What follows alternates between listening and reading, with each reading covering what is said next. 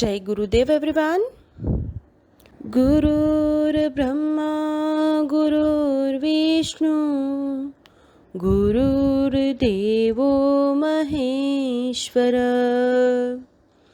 गुरुर्साक्षात् परब्रह्मा तस्मै श्री गुरुवे नमः।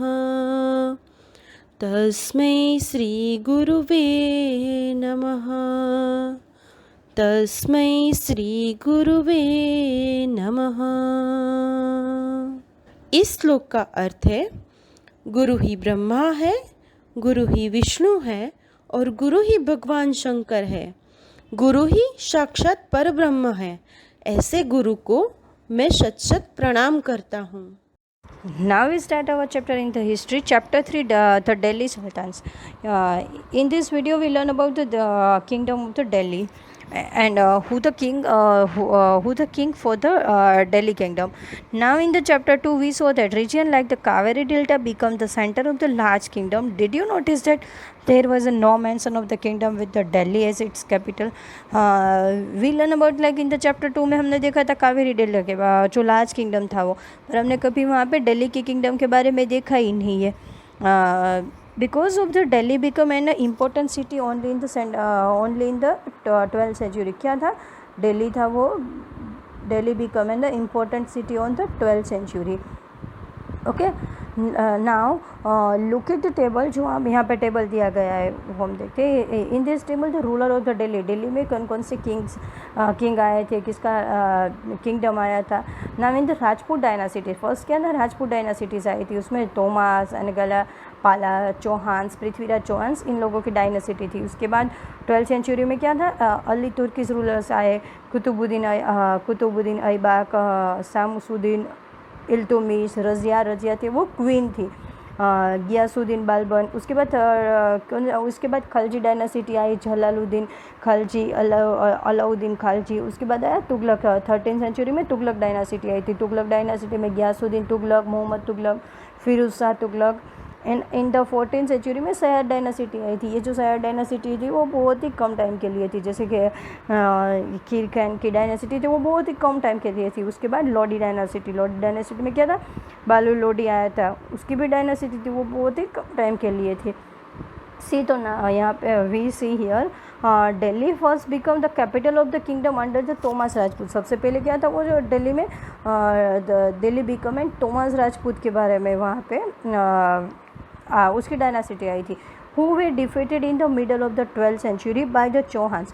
उसको जो चौहान ने उन लोगों को फिर हरा दिया था। जो चौहान थे वो अजमेर से आए थे।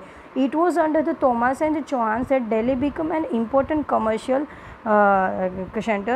Many rich Jain merchants lived in this city and constructed several temples. Coins minted here called Delhi had a wide circulation. फिर यहाँ पे क्या था? जब ये इन लोगों की डायनासिटी आई तब दिल्ली था वो बहुत ही रिच बनने लगा था। वहाँ पे जो है ना मर्चेंट्स आने लगे थे, वो बहुत ही ज़्यादा कंस्ट्रक्ट वहाँ पे बिजनेस करना स्टार्ट कर दिया था, बहुत ही ज़्यादा टेम्पल बनने लगे थे। इसके बाद the transformation of the Delhi into a capital that control the vast areas of the subcontinent start with the foundation of the Delhi सल्तनत in the beginning of the 13th century. जब भी 13th सेंचुरी आई तब क्या हुआ था? जब दिल्ली में थोड़ा बहुत ही ज़्यादा चेंज होने लगा था, कंट्रोल होने लगा था। वास्ट एरिया के आजू बाजू के सारे एरिया थे वो कवर होने लगे थे, तो दिल्ली था वो बहुत ही बड़ा बनने लगा था।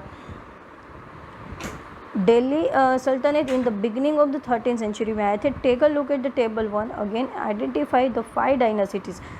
5 डायनासिटीज़ जो आई थी that together made the Delhi Saltanat. वो जो okay, now the Delhi sultan built many cities in the area that we know as the Delhi दिल्ली। जो यहाँ पर दिखाया गया है इन द मैप में, जो बहुत सारे एरियाज थे वो कवर कर लिए गए थे। Now we saw this table and now we start here finding about the Delhi Sultans. Although inscriptions, coins and the architecture provide a lot of information. Inscription में क्या लिखा होता है? बहुत सारी चीज़ों के बारे में चीज़ों के बारे में लिखा होता है, कोइंस के ऊपर लिखा होता है, तो वहाँ पर बहुत सारी इन्फॉर्मेशन थी। Specially valuable are the history तारीख एंड द तारीख written in the Persian the language Persian क्या है, one type of the language है। Administration under the Delhi Sultans. तारीख इन त्वारिख में क्या लिखा जाता था, बहुत सारी इंफॉर्मेशन के बारे में लिखा जाता था।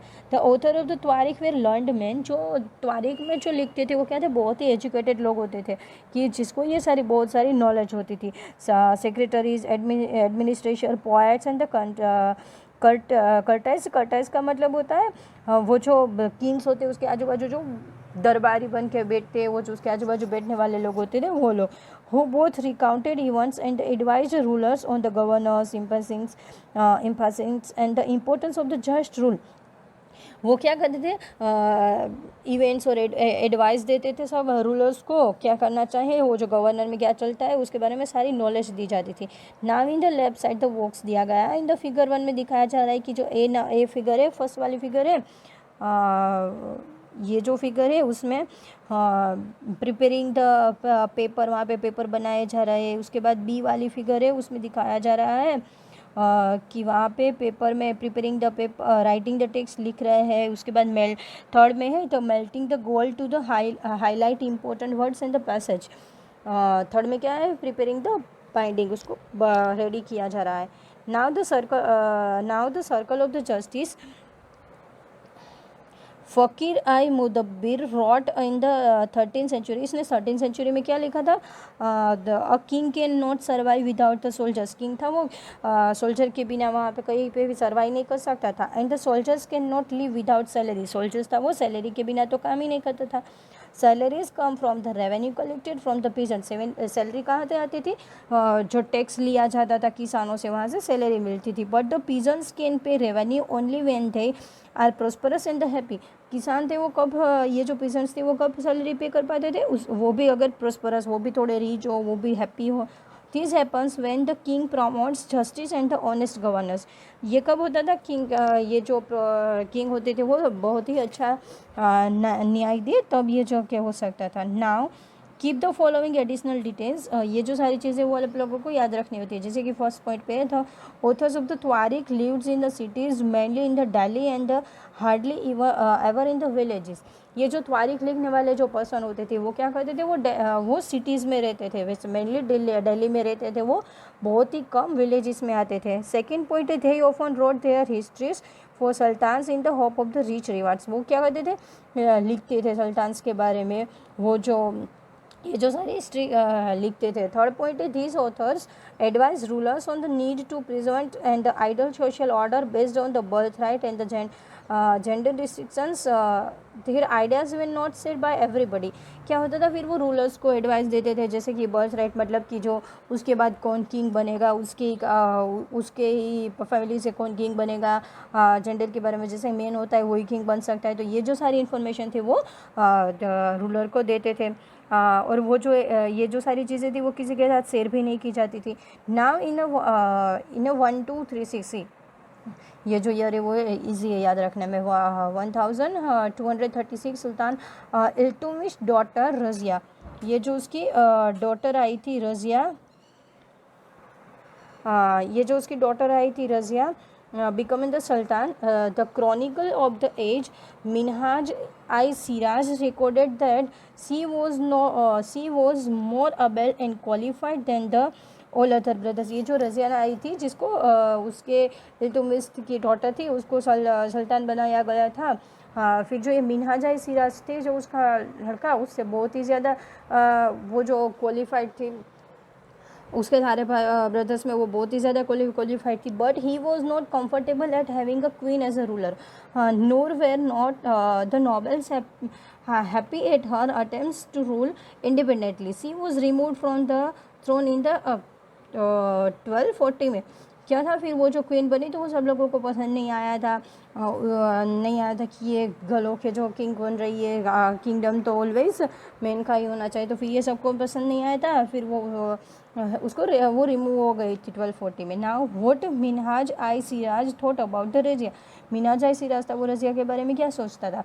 Minhaj i Siraj thought that queens rule went against the ideal social order created by the god in which women were suppose to be subordinate to the man. उसके वो तो उस ज़माने में ये सोचा जाता था, मीना जय सिराज ने ये सोचा कि क्वीन है वो अगर जो कोई भी किंग बनता है तो वो लड़का ही बनता है, जो गॉड ने ऑर्डर क्रिएट किया है वुमेन होती है वो सबॉर्डिनेट उसके साथ में काम कर सकती है, पर वो क्वीन नहीं बन सकती है। He therefore asked, in the register of God's creation, since her account did not fall under the column of a man, how did she get from all her excellent qualities?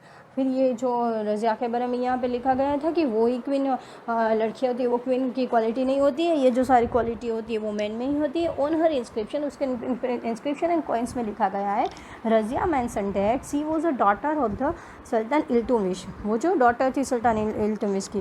This was in a contrast to the queen Rudramahal Devi 1262 to 1289 of the Kakatiya dynasty जो आई थी of the Warangal part of the modern Andhra Pradesh.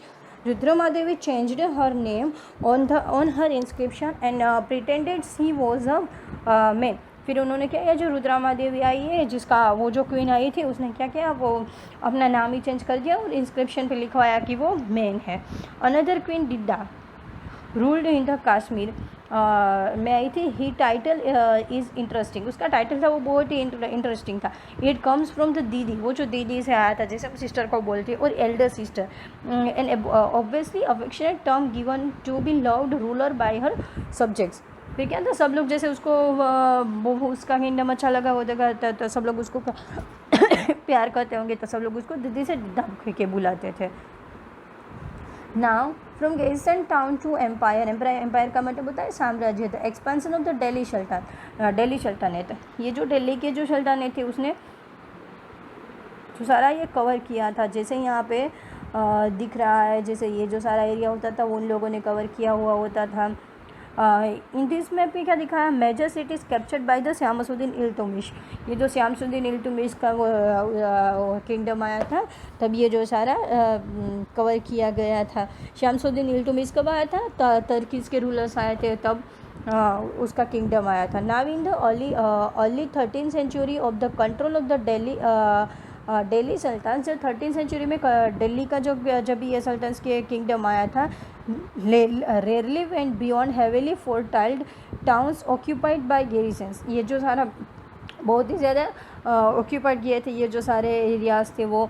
This sultanate seldom control the hinterland of the cities and were therefore depend upon trade, tribute और the plunder for the supplies. ये जो सारा time था वहाँ पे बिजनेस के ऊपर बहुत ही ज़्यादा ध्यान दिया जाता था, वो ट्रेड के ऊपर, ट्रिब्यूट के ऊपर वो बहुत ही ज़्यादा काम करता था। हिंटरलैंड क्या है, hinterland it means the lands adjust to a city और a port that supplied with goods and the services. Hinterland का मतलब होता है बहुत ही ज़्यादा गुड एंड सर्विसेज वो लेते हैं, सप्लाई करते हैं। तो ये जो 13th सेंचुरी आई तब तो बिज़नेस के ऊपर बहुत ही ज़्यादा ध्यान दिया गया था। Controlling garrison towns in distance Bengal and the Sindh from Delhi was extremely difficult. ये जो सारा बहुत ही था ना, तो बहुत ही उसमें थोड़े बहुत उसमें कंट्रोलिंग होता था उसके आजू बाजू के एरिया में। रिबेलियन, वॉर, वो जो विद्रोह होना, your even bad weather could snap forgive communication roots.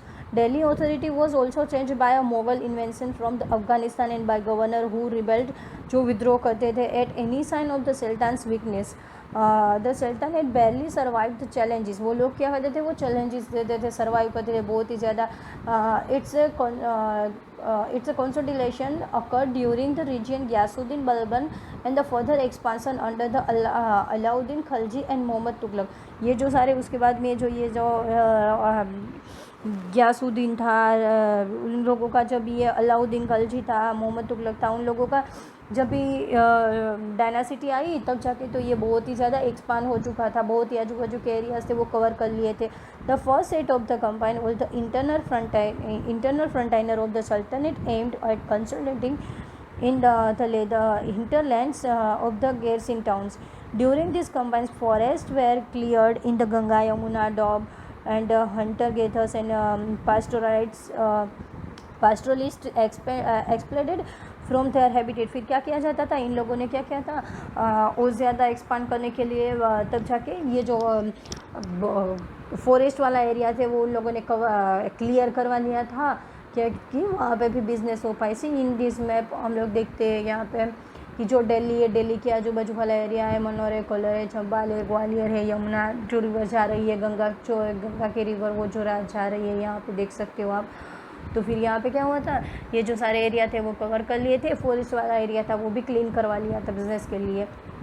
Okay, now these lands were given to the peasants and agriculture was encouraged। यहाँ पे क्या किया था, वो जो फॉरेस्ट वाले एरिया थे वो कवर क्लीन करवाने के बाद उनको पीजेंट्स किसानों को दे दिया जाता था कि किसान वहाँ पे फार्मिंग के लिए एग्रीकल्चर के लिए यूज़ कर पाए। New fortresses, garrison towns and the towns were established to protect trade routes and promote regional trade. वो बिजनेस के ऊपर बहुत ही ज़्यादा ध्यान देते थे, तो उन लोगों ने वो व्यापार के लिए बहुत ही ज़्यादा डिफरेंट रूल बनाए थे। The second expansion occurred along the external frontier of the Sultanate. Military expedition into the southern India started during the region of the Alauddin Khalji and culminated with the Muhammad Tughlaq. In their campaigns, Sultanate armies captured elephant, horses, elves, carried away precious metals। ये जो second expansion हुआ तब जाके भी बहुत ही ज़्यादा वो आजू बाजू के एरिया कवर किए जाते थे। उन लोगों की मिलिट्री थी वो बहुत ही ज़्यादा बड़ी बनाई जाती थी। अलाउद्दीन खलजी मोहम्मद तुगलक का टाइम था, तब तो उन लोग की आर्मी इतनी बड़ी बन गई थी, वो लोग एलिफेंट्स, हॉर्सेस ये जो सारे थे वो अपने आर्मी में रखते थे। By the end of the Mohammad Tughlaqs rain, ये रेन का REIGN रेन का मतलब होता है शासन, उसका किंगडम होना। 150 years after some what humble beginnings, वो बहुत ही ज़्यादा स्टार्ट हो गया था कि the armies of the Delhi सल्तनत had marched across a large part of the सब कॉन्टिनेंट। तब बहुत ही ज़्यादा चालू हो गया था, जैसे कि दिल्ली की सल्तनत है वो आजू बाजू के एरिया कवर करने लगे थे, फिर वो अपने आसपास के एरिया कवर करके वो अपने किंगडम में लेना स्टार्ट कर दिया था उन्होंने। They had defeated rival armies and seized cities. The Sultanate collected taxes from the peasantry and dispensed justice in its realm. But how complete and effective was its control over such a vast territory? फिर ये जो दिल्ली के जो सल्तनत बने थे मोहम्मद तुगलक के बाद, वो जो शासन आया था तब क्या किया था उन लोगों ने, बहुत ही ज़्यादा आर्मी कवर कर ली थी, फिर वो किसानों से बहुत ही ज़्यादा टैक्स लेना स्टार्ट कर दिया था, और ये जो सारी आजू बाजू के एरिया थे वो कवर करना स्टार्ट कर दिया था। सी यहाँ पे in the map you all see that, like यहाँ पे गुजरात है, फिर यहाँ दिल्ली है, दिल्ली के बाद किस सेंचुरी में क्या क्या कवर किया, देखो 13-2 है, 13-3 में ये जो सारा है वो कवर कर लिया गया है। Now in this video in this figure we see the मस्जिद दिखाई गई है, कवातल इस्लाम mosque and a minaret built during the last decade of the 12th century. This was the congregational mosque of the first city built by the Delhi Sultan, described in the chronicle as a Delhi Aikuna, जो old city था। The mosque was enlarged by Iltutmish and Alauddin Khalji. The minar was built by the two sultans, Qutbuddin Aibak and Iltutmish. ये जो थी मस्जिद बनाई गई थी, यहाँ मस्जिद में क्या था, मस्जिद इज़ कॉल्ड मस्जिद, ये जो मस्जिद था वो मस्जिद के नाम से जाना जाता था। इन अरेबिक में जाना जाता था। Literally a place where a Muslim prostrates in reverence to Allah, वो लोग क्या करते थे, वो अल्लाह के नाम से उनके भगवान को जानते थे। इन द मस्जिद में क्या होता था, मस्जिद में नमाज़ पढ़ी जाती थी, प्रेयर को नमाज़ बोलते हैं। मुस्लिम लोग जो रीड करते हैं उसको नमाज़ बोलते हैं। वो लोग साथ में बैठ के हर फ्राइडे को नमाज़ पढ़ते हैं, जैसे उन लोगों का फ्राइडे को नमाज़ करना वो बहुत ही वो ये चीज़ को मानते हैं। Member of the congregations choose to the most respected learn male as their leader, वो एक जो लीडर होता है उनको वो लोग इमाम से, जैसे हमारे हम जब टेंपल में जाए तो पंडित होते, तो वो लोग जहाँ पे होते हैं वो इमाम बोलते हैं। तो ये जो उसका रिचुअल्स था तो वो लोग हर फ्राइडे को करते थे। He also delivers the sermon khutba during the Friday prayer, Friday में बहुत ही ज़्यादा उनकी नमाज़ पढ़ी जाती थी। During the prayer Muslim stand facing में मक्का, वो लोग क्या करते हैं कि मक्का जैसे कि इन इंडिया है ना वो वेस्ट साइड पे, तो वो लोग क्या करते थे, वेस्ट साइड पे फेस रख के बैठते थे। जैसे कि इंडिया से वो वेस्ट साइड पे मक्का होता है, तो वो वेस्ट साइड पे अपना फेस रख के नमाज़ पढ़ते हैं। दिस इज़ कॉल्ड द कीबला, उसको क्या बोलते हैं, कीबला बोलते हैं। Now Delhi sultans built several mosques in the cities all over the subcontinent. उन्होंने बहुत ही ज़्यादा डिफरेंट प्लेस पे जो भी एरिया कवर करते थे वहाँ पे मस्जिद बना देते थे. This demonstrated their claims to protect of the Islam and the Muslims. वो इस्लाम एंड मुस्लिम का वो जो ये जो रिचुअल्स था वो लाना चाहते थे. Mosques also helped to create the sense of the community or to the believers who said a belief system and a code conduct. It was necessary to reinforce this idea of a community because of the Muslims came from a variety of the backgrounds. सी यहाँ पे figure 4 में दिखाया जा रहा है मोद की मस्जिद built in the region of the Sikandar Lodi by this minister. जब ये सिकंदर लोडी आया तब उसने ये जो मस्जिद थी वो बनाई होगी. इन द फिगर 5 में दिखाया जा रहा है मस्जिद of the Jamali Kamali built in the late 1520 में बनाई गई है. Okay, in this 2, 3, 4 and 5 figure में क्या सिमिलैरिटीज एंड डिफरेंस है आप देख सकते हो. तो figure 3, 4 and 5 so an evolution in the agriculture tradition. Okay, in the culminates in the Shahjahan mosque in the Delhi में दिखाई जा रही है. Now in this video we finish here and other part we start in next video. Okay, I hope you all understood. Thank you.